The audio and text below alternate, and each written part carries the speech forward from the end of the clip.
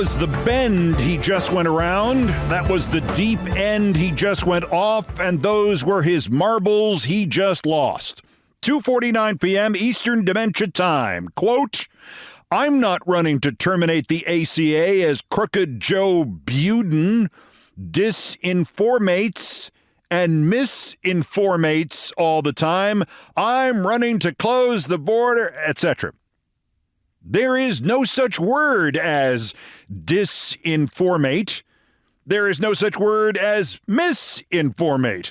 There is a Joe BUDEN, but he is not president.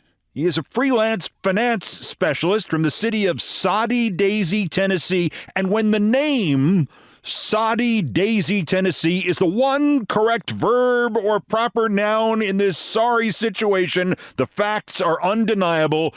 Donald Trump is not even close to still being all there. It is impossible to say which moment of Trump insanity, of his broken beanhood, is the worst.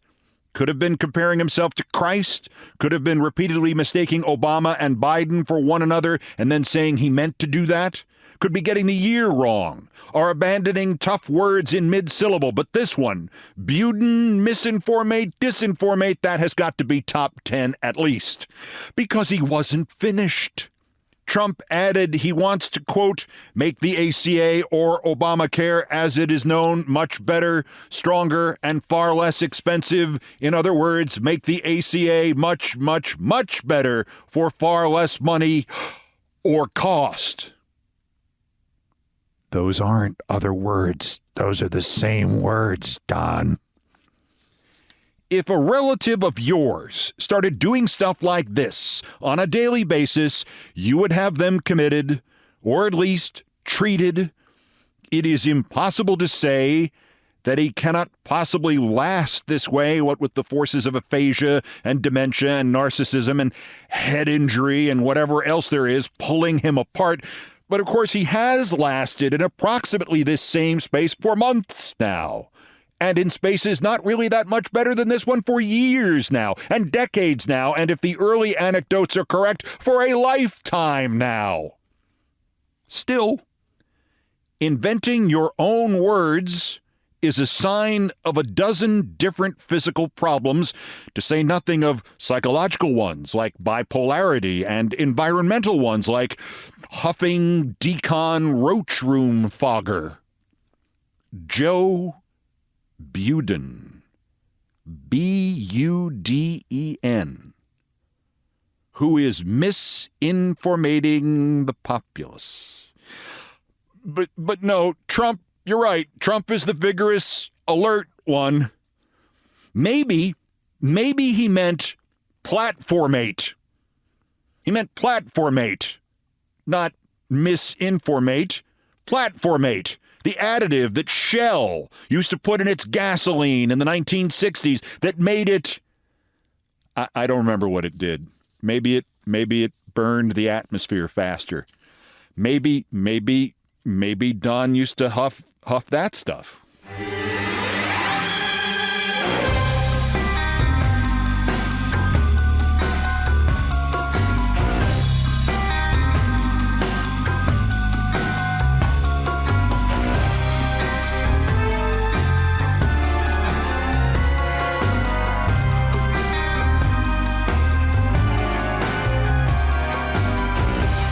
And of course, Trump still does, or seems to, plan and accomplish complicated, even intricate schemes like this adroit little move in the Stormy Daniels hush money and election suppression case yesterday.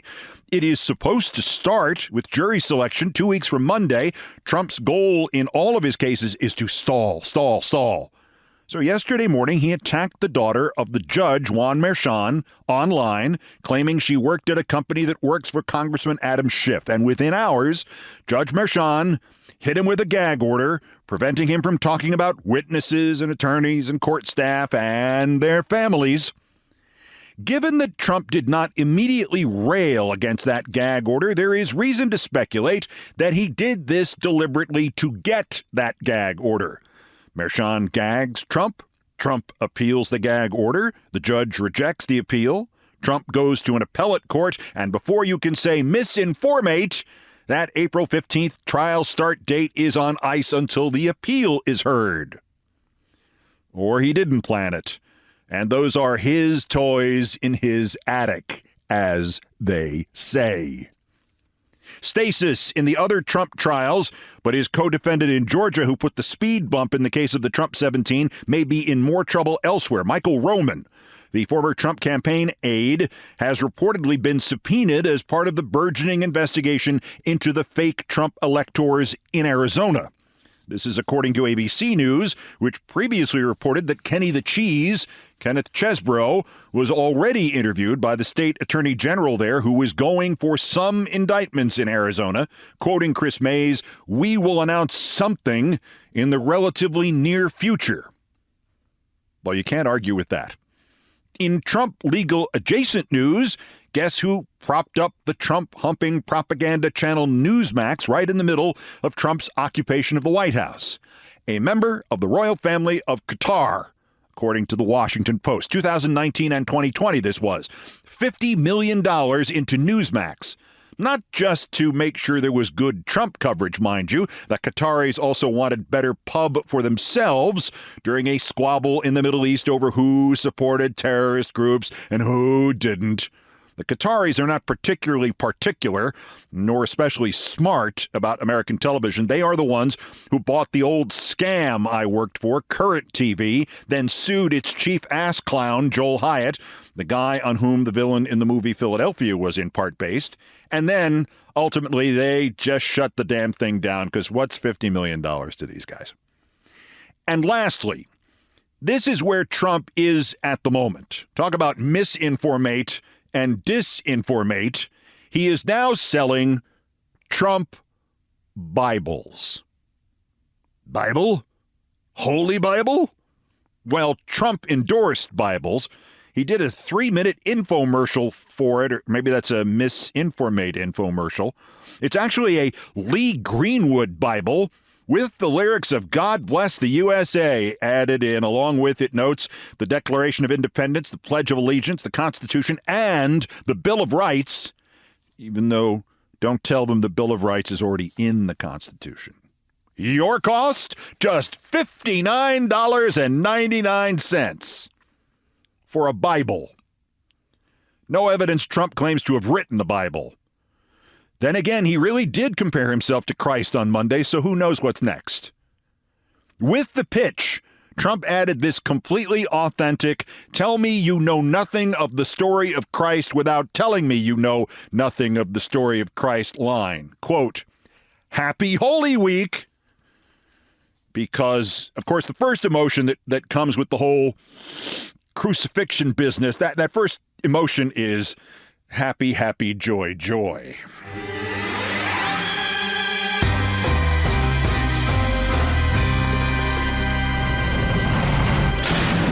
Meanwhile, the worst personnel fiasco at NBC News in nearly 3 months is finally over.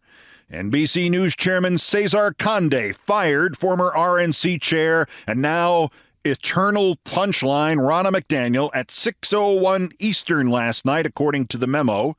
Hey, all, Conde's memo begins, and in so doing, it and he tells you all you need to know about the state of decay at NBC. Might as well have started it. To all you little people out there, I'll read the memo and annotate it and translate it as we go on. Quote, Hey, all. There is no doubt that the last several days have been difficult for the news group. After listening to the legitimate concerns of many of you, unquote, especially the 237 of you who said something on the air. Resuming the quote, I have decided that Ronna McDaniel will not be an NBC News contributor. No organization, particularly a newsroom, can succeed unless it is cohesive and aligned, unquote. And we're still trying here in year 29 of MSNBC, and we haven't quite gotten it straight yet, I know. What the hell? Quoting again, Over the last few days, it has become clear that this appointment undermines that goal. I want to personally apologize to our team members who felt we let them down. While this was a collective recommendation by some members of our leadership team, unquote, that's Chairman Caesar's hint to Rebecca Blumenstein and Carrie Budoff-Brown and Rashida Jones to update their resumes before they get locked out of their computers. Again quoting, while this was a collective recommendation by some members of our leadership team, I approved it and take full responsibility for it, unquote. And to use the line of the great comedian and Nixon impersonator David Fry, as the man in charge, I of course accept full responsibility, but not the blame. Let me explain the difference. People who are to blame lose their jobs. People who are responsible do not. Quoting yet again, our initial decision was made because of our deep commitment to presenting our audiences with a widely diverse set of viewpoints and experiences, particularly during these consequential times, unquote. Yeah, we like to have both people who are lying and people who are not lying on our newscasts. More quotes. We continue to be committed to the principle that we must have diverse viewpoints on our programs, and to that end, we will redouble our efforts to seek voices that represent different parts of the political spectrum, unquote. Translation: this is your big chance, Nick Fuentes. Quoting one last bit, take care, Cesar. Unquote. Yes, the backlash against the world's worst television news hire since Bo Dietl was so great that even NBC News chairman Cesar Conde noticed. Just to rub this in, the New York Times reports that CAA, the talent agency that got McDaniel her $300,000 a year, a day deal with the Peacock, and had handled her bargaining with ABC and CNN, and aren't they glad they finished second and third? CAA has also dropped McDaniel as a client. The Times says McDaniel is, quote, interviewing attorneys to engage with NBC on her behalf, which would seem to imply that Cesar Conde is trying to somehow get out from under the $300K NBC offered her, and to which offer she said yes, and to which contract they wrote their names. I have absolutely no respect for, nor interest in, Ronna Romney McDaniel. But she didn't do anything contractually wrong here. It's not like she didn't tell them she used to be chair of the RNC, or that she had a role in trying to overthrow democracy. Trump campaign, one can imagine an NBC attorney saying, we thought that part of your resume read Anchor News 12 Brooklyn. NBC has no grounds for firing McDaniel for cause, which would mean they wouldn't have to pay her, nor would one think it would want to again poke its collective head into the collective hornet's nest by trying to get out from under the price it agreed to. Of course, that's what I would have said a week ago if you had asked me if even Cesar Conde would be stupid enough to hire Ronna frickin' McDaniel. It's equally true that she has no action against them, despite bleatings from the likes of nitwits like Hugh Hewitt about emotional distress and reputational damage. She was merely an insurrectionist once, but now she has to live with the terrible trauma of being a former NBC employee. Oh, noes. With the rarest of exceptions, TV contracts all include one primary clause, pay or play, which means as long as the company pays you, it does not have to play you. I had that deal for 8 months at Fox in the year 2001. Greatest goddamn job I ever had. So now she belongs to the ages. 5 days at NBC News.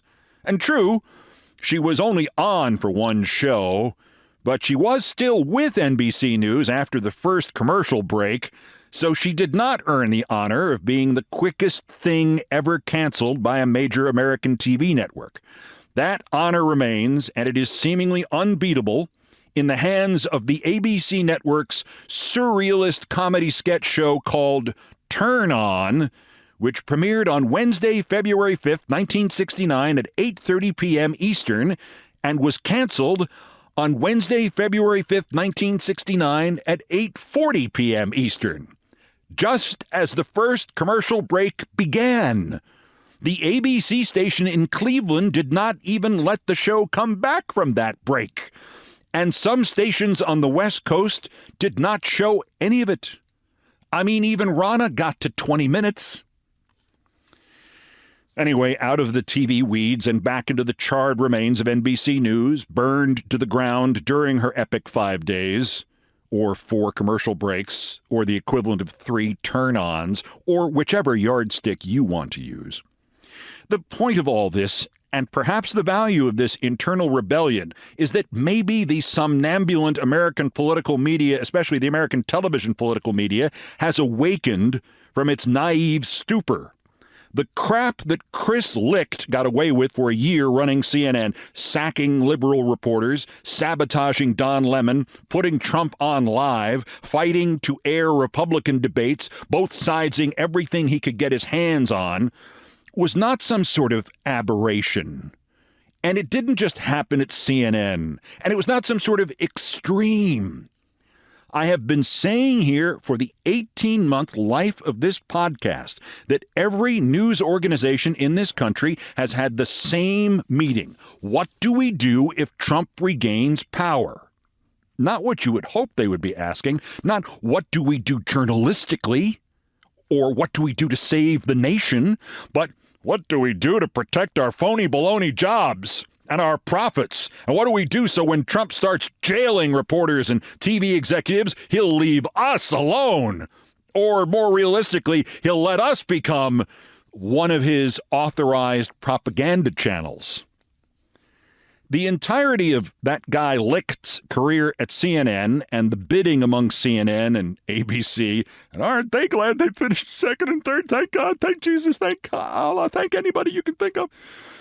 And the bidding among CNN and ABC and NBC for Ronna McDaniel, it all underscores the reality that in the minds of its owners and its executives, its legions of hot and cold running Cesar Condes, television news is not a kind of news. It's a kind of television.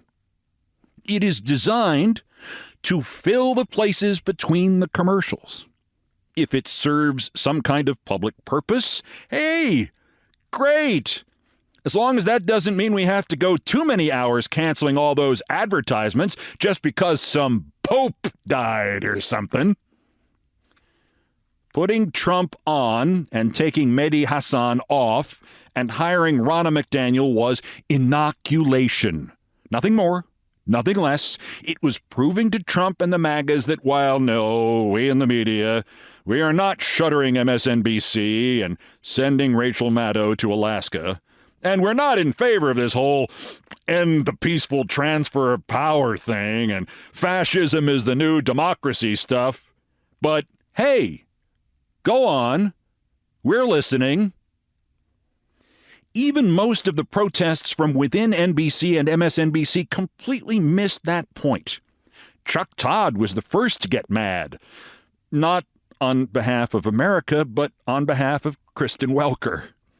The pathetic, I hope you'll reconsider, from first Joe Scarborough and then Rachel Maddow, was the 21st century equivalent of Oliver Twist saying, please, sir, I want some more. Maddow has the power to veto any hire at MSNBC, and she's used it. Trust me, I know. She could have stopped this last Friday. Me or her, you pick. You have my number. Hell, even I did that. Ronna McDaniel, the NBC publicists would have said, no. We wrote Roddy McDowell. Goddamn spell check again. I mean, those tortured rationales were kind of summed up by Lawrence O'Donnell, who decided to play, "Hey, you kids, get off my lawn," and promptly got all the facts wrong while he did it.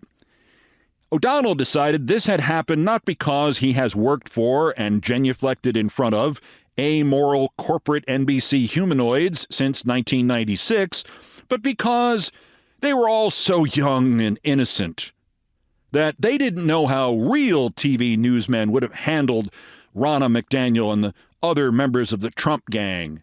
They wouldn't have done what they did after Watergate when Walter and Chet and David and Harry Reasoner refused to hire all the president's men, never gave any of them a dime, never gave any of them the cloak of television respectability. Like that's a real thing. Especially not that evil, jailed Watergate mastermind John Dean, who never went to jail, only to witness protection because of all the death threats, because he was the one who did the right thing, and he was the one who sank Nixon, and you smeared him, Lawrence. And who, by the way, by 1999 was being paid by MSNBC, Lawrence, to sit next to Brian Williams during the Bill Clinton impeachment. There's an easy way to avoid the controversy NBC News has stumbled into, Lawrence O'Donnell said. Don't hire anyone close to the crimes. That's what happened to the Nixon gang. He said that Tuesday night, and he could not have been more wrong as he said it. John Dean was on with me on MS in 1998. On my original show, I also had to interview John Ehrlichman and Robert Bork. Robert Bork, who fired the special counsel, who fired Archibald Cox when the three guys ahead of him quit rather than do it. Robert freaking Bork was an analyst on MSNBC in 1998 during the Clinton impeachment. I can't remember if Ehrlichman and Bork were paid or not. I do remember when John Dean, a genuine American hero, came out against Clinton's impeachment on my show one night. The word went out at MSNBC that if we booked him again, we also had to book a different Watergate figure for the same show, a Watergate figure who was in favor of Clinton's impeachment. We had Gordon Liddy on. They wanted Gordon Liddy to do his own show. I mean, eventually they had Oliver North from a different scandal do his own shows, anchoring his own shows on MSNBC. I mean, hell, Pat Buchanan testified in Nixon's defense at the Senate Watergate hearings, and when CNN went on in 1980, so did Pat Buchanan's show. It was called Crossfire. Pat Buchanan was on cable TV continuously from 1980 until at least 2010. He was on so long, he wound up being Maddow's regular foil, paid by MSNBC. But nobody in our good old days ever hired anyone close to the crimes. I mean, Gordon goddamn put your hand over the flame Liddy had his own radio show in Washington for 25 years.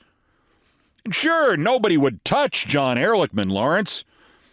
Except in 1987, 15 years after the Watergate break-in, when Ehrlichman was hired to do commercials for Dreyer's ice cream, part of a crazy ad campaign called Unbelievable Spokespeople for an Unbelievable Product. Dreyer's ice cream had commercials featuring a woman who said she'd encountered many UFOs, and the guy who faked the last will and testament of Howard Hughes, and some kid who kept getting blamed for everything, and the consumer blowback was so bad that they kept the Howard Hughes forger and the UFO lady, and they fired John Ehrlichman from the ice cream commercials. But go on, Lawrence. Okay, enough of this sub-rant about Lawrence O'Donnell, which I will resume at the end of this podcast. Back to the point. American TV news is not going to save us from creeping fascism. But maybe the scattered, largely self-absorbed and selfish, righteous, kinda righteous indignation at NBC, maybe it means American TV news will stop helping fascism creep faster. Guardrail? Hell no. Spike strips scattered across democracy's highways? Well, maybe we could stop doing that, I guess. Hope that's good enough. Does that mean we can't hire Rudy Giuliani to anchor at 4 o'clock with Katie? So, ultimately, in a perverse way, thank you, Ronna McDaniel. You may have helped in ways you'll never be smart enough to understand. You helped me, Ronna. Helped me, Ronna. Help me, Ronna? Help me, Ronna. Wait a minute. Oh, Nancy! Caesar Conde, say Caesar Conde. Hired Ronna, hired Ronna. Got yelled at by Maddo. She's the boss, so that was the death blow. Help me, Ronna. Get the F off my TV. Thank you, Nancy Faust, for me and all my brothers.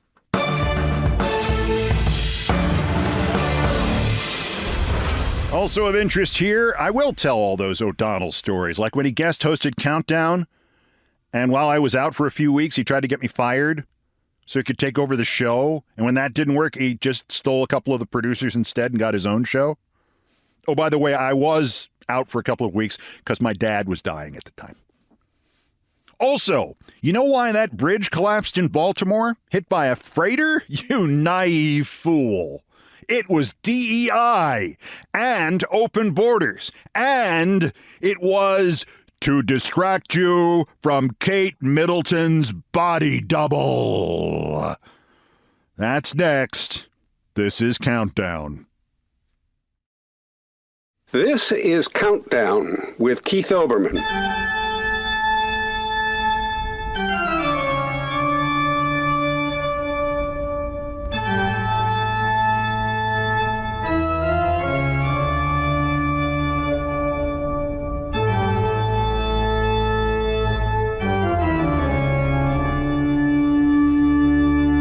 Still ahead of us on this edition of Countdown, since he's in the news for completely butchering the story of the post-Watergate TV careers of all the Watergate figures, let me, as promised, detail for you how much of a jackass Lawrence O'Donnell is.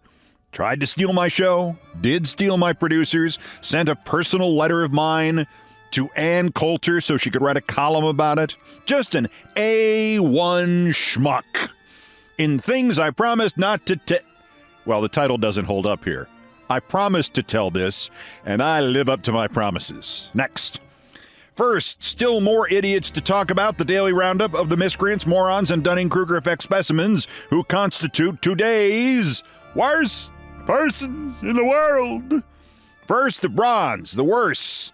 Congressman Tim Burchett of Tennessee making the list for the second time in 3 episodes, which is a rare accomplishment, and I'm sure he's very proud of it, and he will send out a fundraising email off of it. After the shooting at the Kansas City Chiefs Super Bowl victory parade this year, Mr. Burchett, who is that rare combination of having absolute confidence in his judgment while having absolutely no judgment, posted a picture of a man named Denton Loudermill Jr. on his Twitter X account, and Burchett wrote that this was, quote, one of the Kansas City Chiefs victory parade shooters, unquote, and he added, quote, an illegal alien, unquote. Couple problems here. Mr. Loudermill isn't an alien, is not an illegal alien, has never been either of those things, and he wasn't a shooter, nor was he charged with anything. He was handcuffed as police closed off the area near the shooting, and he happened to get photographed during that brief period, and that was it. Mr. Loudermill was, in fact, a victim. Congressman Burchett's smearing of Mr. Loudermill was reposted more than 21,000 times on Elon Musk's Hell site, and it had 7 million views in the first 3 days. It is still not clear that the congressman understands what he did because he's a bonehead, but after the lawsuit, I'm going to go out on a limb and say Mr. Burchett will understand what he did. The runner-up, worser, Ari Fleischer, who is, well, actually, he hasn't had an actual job since he quit as George W. Bush's White House press secretary on the 15th of July, 2003, though he has been a consultant to the Saudi Live Bonesaw Golf League. Yesterday, Ari Fleischer slammed President Biden's foreign policy record in a tweet, complaining that he had, quote, opposed the first Gulf War, supported the second Gulf War. Ari, the second Gulf War, that was yours. That was Bush's.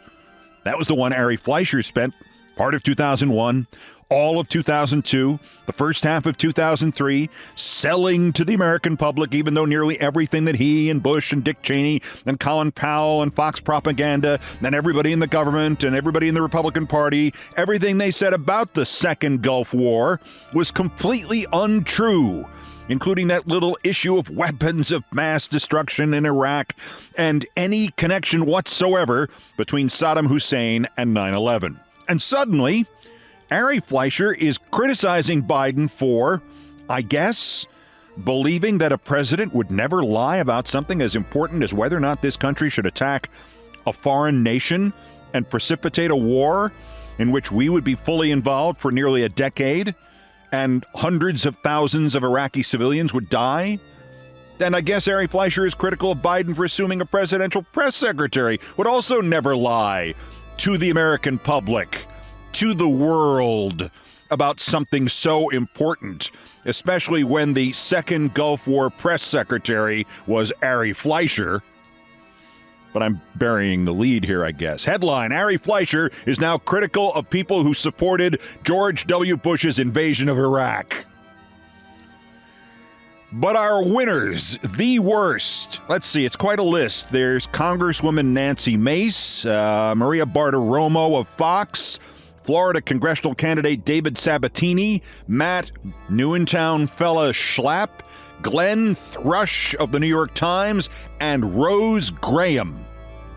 As you know, early yesterday morning, a freighter the size of an aircraft carrier rammed the Francis Scott Key Bridge over the harbor in Baltimore and collapsed it. The bridge did not have structural problems. It wasn't part of any infrastructure crisis. Systems did not fail. As it approached one of the supports of the bridge, the ship had a total power failure, yet the crew managed to get a mayday signal out in time for police to seal the entrances so that nobody else got onto it. They only had 90 seconds to do that. They saved lives. 8 people were missing initially, 2 recovered, 1 uninjured. 8. On the far right, though, the bridge disaster, and actually it's the freighter disaster, is a reason to, declare martial law. Congresswoman Mace, who is an idiot, immediately blamed it on the Biden infrastructure bill, which she was last seen taking credit for the Biden infrastructure bill. Maria Bartiromo, a Trump PR person who was once actually somehow mistaken for an NBC journalist, blamed it on the wide open border. That's, in English, the wide open border. Anthony Sabatini, another Trump nut job, tweeted, DEI did this. Matt Schlapp went on Newsmax and blamed it on COVID lockdowns and drug-addled employees, which sounds more like an accurate description of his CPAC organization, doesn't it? Glenn Thrush of the Times tweeted a series of questions including, is any bridge supposed to just fall down after a single impact, however big? This is a news reporter. At least half a dozen bridges hit by objects as small as a tugboat have collapsed in this country just since 1967, and each of them resulted in at least 35 deaths. The 2007 Minnesota bridge collapsed without being hit by anything. And then there's Rose Graham, a seemingly random tweeter who has nearly 5,000 followers, seems to be from Arkansas, and she wrote what so many of the conspiracy thumpers wrote yesterday. Quote, Puff Daddy gets raided and the Baltimore Bridge collapses, and just like that, people are becoming no longer interested in Kate Middleton. It's always several things going on at once to keep you busy. Trust nothing and no one. Unquote. Because it's all a plot. I'm not sure which part of it she thinks is the plot, but trust no one except her. This was an accident.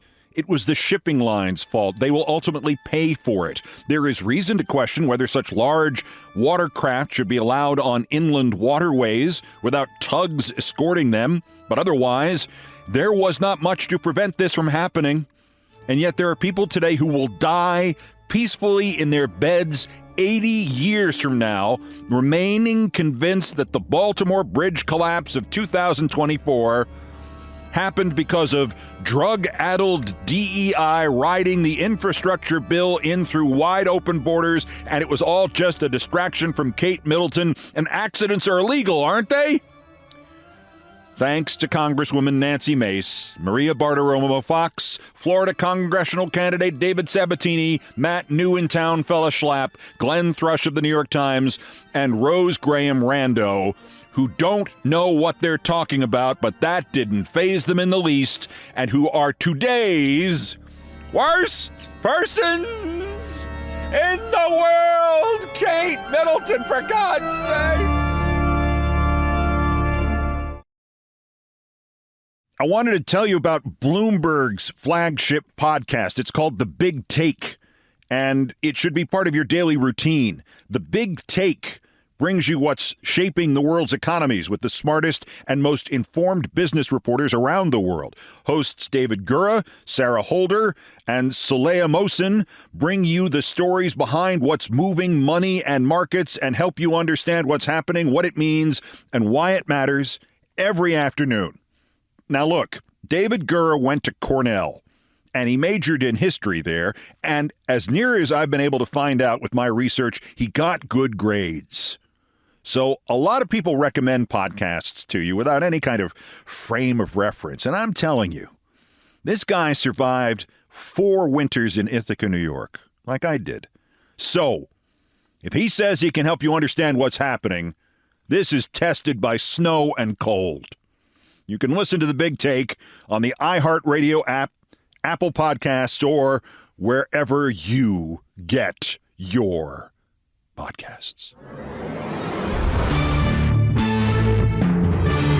Now to the number one story on the countdown and my favorite topic, me and things I promised not to tell. Early on the afternoon of Monday, May 23rd, 2016, I bounced out of my New York City apartment building, began to walk past the tourist trap brunch spot in the lobby, and froze. There, at one of the cramped outdoor tables, staring up at me in blank surprise that must have matched my own staring down at him in blank surprise, was Lawrence O'Donnell. I decided to go silly. "Hey, get out of my house." He laughed. I laughed. It didn't seem forced. He introduced me to his companion, his daughter. "This, my dear, is Keith Olbermann. Keith started us all at MSNBC, and then he left, and here Lawrence gave one of his long pauses, and we crashed it." I wanted to be generous. I started to politely contradict him, and I just couldn't do it. Yeah, pretty much. Anyway, about 30 seconds of courteous nothingness followed, and I wished the O'Donnells well, and then I left. It was the most pleasant experience I ever had with Lawrence O'Donnell. In fact, it might have been the only pleasant experience I ever had with Lawrence O'Donnell. After I finally convinced and bullied and blackmailed MSNBC management into letting Rachel Maddow become the regular guest host for my show, and she aced it, and then rightly got her own show, and she aced that, and became a star, I went looking for a new guest host. My first idea was a frequent guest we had named Chris Hayes. I didn't get far. Management had its own idea, and my input was not required. They wanted former Vermont governor and Democratic presidential hopeful Howard Dean. And Howard is a really smart guy and great on TV, but Howard had a bit of a teleprompter problem. One of my producers swears that Howard once read, "Good evening, I'm Howard. Dean, former governor of Vermont, this is Countdown." I do know whatever he did on the air, it was bad enough that one week, when I was off and at the Baseball Hall of Fame in Cooperstown, New York, and a baseball news story broke and he was filling in for me, my producers called me there and asked me to come on from the streets of Cooperstown and be a guest on my own show, just to help Howard Dean out. Anyway, Their next idea was a guy who had been kicking around MSNBC since its founding in 1996. Lawrence O'Donnell was one of the original MSNBC friends. The MSNBC friends. Political pundits who sat on clear stools at a clear table or in a set designed to look like a booth at a coffee shop. No, I'm not making this up. Among the friends were Ann Coulter and Laura Ingraham, if you can believe it. Once or twice an hour, the rather CNN-like all-news coverage on MSNBC in its first couple of years would pause, and 3 or more of these friends would appear, chew over the MSNBC headlines, and then disappear. Lawrence O'Donnell was one of the friends. It was as bad as it sounds. Then Lawrence O'Donnell pretty much disappeared. You would see him on MSNBC as a guest every once in a while, but mostly he pursued his acting and producing career. He played President Bartlett's father on The West Wing, the one who beat him throughout college. Lawrence was very convincing. And then around 2008, we started getting pressure to bring him in as a guest on Countdown, like once a week or twice a week. I was not sure what that was all about, but he had been a Senate staffer, and he knew the healthcare debate and other wonky stuff pretty well, so I gave my assent for whatever that was worth. Not long after that, Lawrence came into my office. He really needed my support, he said, to get him more involved in MSNBC. He knew I had gone to bat for Rachel, and before her, I'd gone to bat for Tom Brokaw, and for people like Chuck Todd and Chris Hayes and others who are now getting steady incomes from NBC. I don't remember his argument on his own behalf. I do remember I didn't have much of a reason to say no, and he wasn't asking me to do a lot, so I said yes. The next thing I knew, I was reading a memo announcing that Lawrence O'Donnell had been appointed as the new full-time guest host of Countdown. This was in the winter of 2009-2010, when my late dad was fighting so valiantly to stay alive after colon cancer and, more importantly, a series of infections. Dad had the immune system of an alien. The average white cell count in a healthy adult is between 4,000 and 11,000. One night, Dad's was at 33,000. And the doctors told me to prepare to make the call to let him go. They had one antibiotic left to try on him. The next morning, Dad's white cell count, which had been 33,000, was 8,000. Onward he fought. Unfortunately, he was 80 years old, and he had not exercised since Harry Truman was president, and eventually he ran out of Houdini tricks. I had been visiting him twice a day for 6 months while still doing Countdown and the NBC Sunday Night Football show, but now, as it hit late February of 2010, his bright days became fewer and farther in between, and the hope that was propelling me to keep being his full-time caregiver and Countdown's full-time host both began to fade. In the last 2 weeks of my dad's life, as the doctors tried all the long-shot things, I asked MSNBC for a leave of absence. Finally, the inevitability became inarguable, and we let Dad go on Saturday, March 13th, 2010. My sister held his hand, and I read him his favorite Thurber story, and as soon as I finished it, he exhaled deeply and peacefully, and he died. I think I took another week off, maybe 2, and I vaguely recall emails from friends at Countdown that I may have paid passing attention to, but I really didn't. Most of the staff, including people who came up from Washington, like Howard Feynman or Gene Robinson of the Washington Post, always friends to me. They attended my dad's memorial service. I believe Lawrence O'Donnell, who was, of course, filling in for me on Countdown, was there too, but maybe not. I do not remember.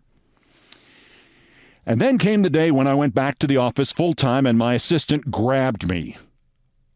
Both hands on my wrist. "You did not answer my emails," she said with a fervency she rarely exhibited. "For God's sake, do not ever leave me alone with Lawrence O'Donnell again."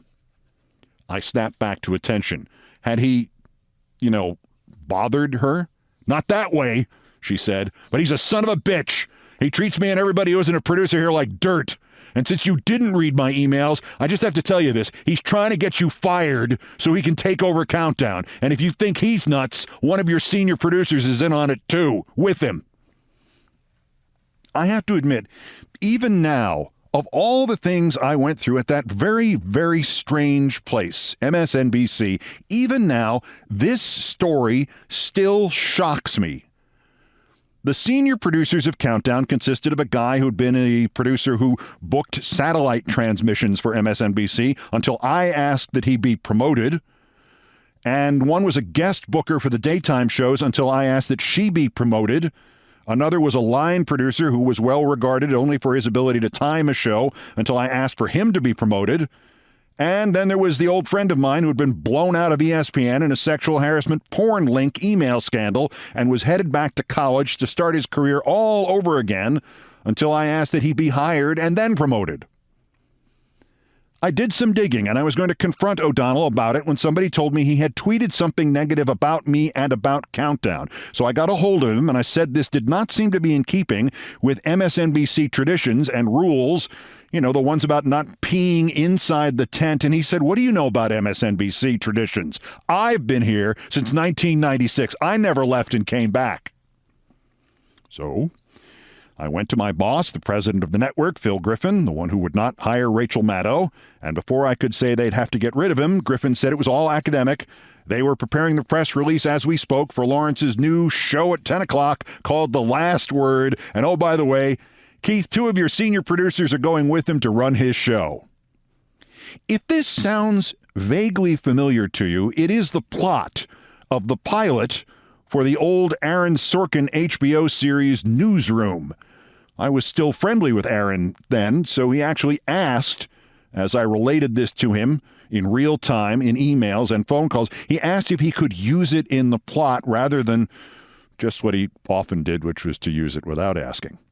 The problem was, none of this made any sense in the real world, although it made a pretty good pilot for Aaron Sorkin.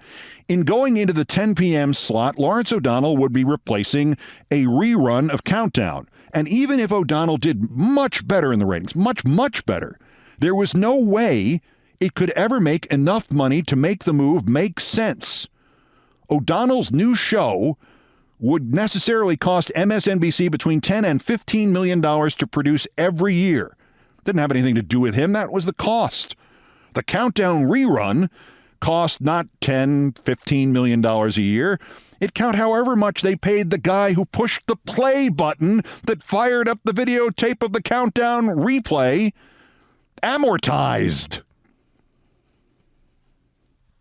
Later that day, a sympathetic NBC executive called me up and explained the move to me. First, Griffin was convinced O'Donnell was about to leave us and sign with CNN.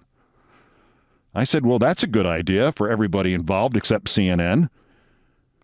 Turned out CNN had not even talked to him, but Griffin did not know that. More importantly, Comcast had already finalized its agreement to buy NBC effective the following January. And as part of the deal, they were entitled to review what all the executives in the company had done, and they had already looked at MSNBC President Phil Griffin and discovered he had never done anything. In panic, Griffin told colleagues he had to launch a new show of his own immediately.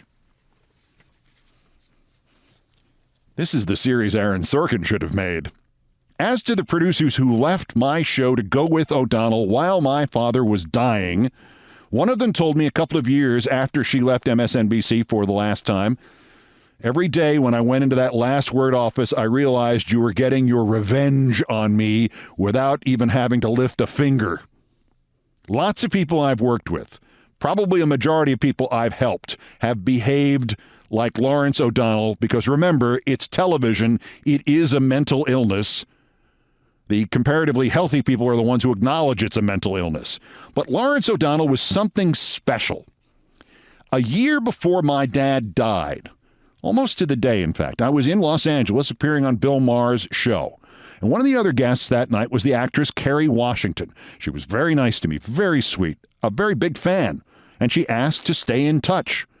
Sure enough, after my father died, after the memorial, after I was back at work, I had to go to his house for the first time since he had passed away. It was about as much fun as it sounds. In the car on the way back into New York City, the solemnity of it. Both my parents died within 11 months of each other. It really hit me for some reason for the first time full force. And I was about to lose it when the car approached a billboard overlooking the West Side Highway in New York City. And whose big smiling face was on the ad on that billboard? Kerry Washington. And it flashed me right back to her kindness in L.A., and it helped me overcome this bump in my morning. So I wanted to drop her a note. Nothing big. Nothing suggestive. I wasn't hinting at asking her out. Just, you never know how you might help somebody in a time of crisis. Thanks for letting me smile. That was the whole message. I asked my assistant to figure out how to get it to her, and that was the end of it. Except, a week later, the fact that I wrote her a note wound up in a column written by Ann Coulter. I was astonished. How? Why? Ann Coulter? It was her usual, the brain doesn't quite work right kind of stuff. She implied I was hitting on Kerry Washington and said how stupid I had to be to not realize she was involved with somebody, and on and on and on. No mention of my father's passing, or the Mars show, or the billboard, or her smiling face. I went back to my assistant and I said, hey, what on earth did you do with that note to Kerry Washington? And she said, oh, I gave it to this Lawrence O'Donnell guy. And I said, good God, why did you do that? And she said, well, he's dating Kerry Washington. I thought you knew that. I thought that's why you asked me to get it to her.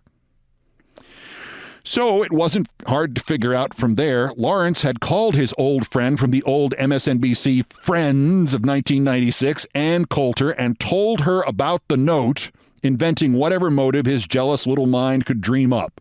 It should have gotten him fired from NBC, but unfortunately his boss was just as much of a 14-year-old emotionally as he was. And meanwhile, I had decided to get out of MSNBC anyway when the time was ripe. As it turned out, it ripened in January of 2011. I've told that story in other episodes, like 60 of them. It's kind of complicated. And since nobody ever actually asked me why Countdown, the TV show, ended, I've probably got another 60 episodes worth of information about that. Anyway, in 2015, since repeatedly over the following 10 years there were overtures by both sides to bring Countdown and me back to MSNBC, in 2015, during the World Series, in fact, the then president of NBC News, Andy Lack, asked me to come back and do a new show at MSNBC and move to Los Angeles and have a co-host, a conservative, and not do any commentaries. And actually this new show was somehow less appealing than it sounds.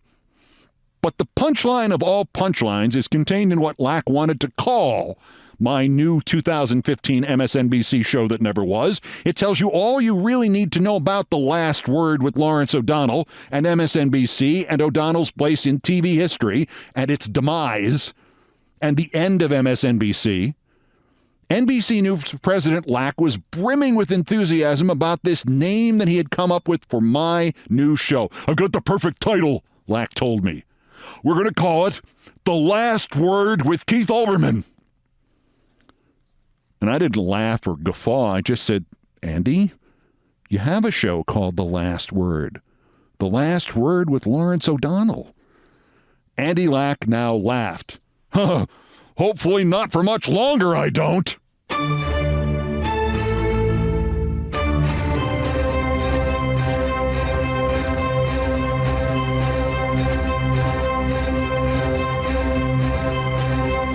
I've done all the damage I can do here. Thank you for listening. Countdown musical directors Brian Ray and John Philip Chanel arranged, produced, and performed most of our music. Mr. Ray was on the guitars, the bass, and the drums, and Mr. Chanel handled orchestration and keyboards. Produced by TKO Brothers. Other music, including some of the Beethoven compositions, arranged and performed by the group No Horns Allowed. That's a pun. See, it's all horns. No horns allowed. The sports music is the Olbermann theme from ESPN2, written by Mitch Warren Davis, courtesy of ESPN Inc. And yes, I did just kind of mispronounce my own name there, didn't I? Our satirical and pithy musical comments are by Nancy Faust, the best baseball stadium organist ever. Our announcer today was my friend John Dean. Everything else, including the mispronunciation of my own name, was pretty much my fault. So that's Countdown for this, the 224th day until the 2024 presidential election. and the 1,177th day since Dementia J. Trump's first attempted coup against the democratically elected government of the United States. Use the 14th Amendment and the not regularly given elector objection option. Use the Insurrection Act, the justice system, the mental health system to stop him from disinformating everybody and from doing it again while we still can. The next scheduled countdown is tomorrow. Bulletins as the news warrants. Till then, I'm Keith Olbermann. Good morning, good afternoon, good night, and good luck. Caesar Conde, say Caesar Conde. Hired RONNA, hired RONNA. Got yelled at by Maddo. She's the boss, so that was the death blow. Help me, RONNA, get the F off my TV. Thank you, Nancy Faust, for me and all of my brothers.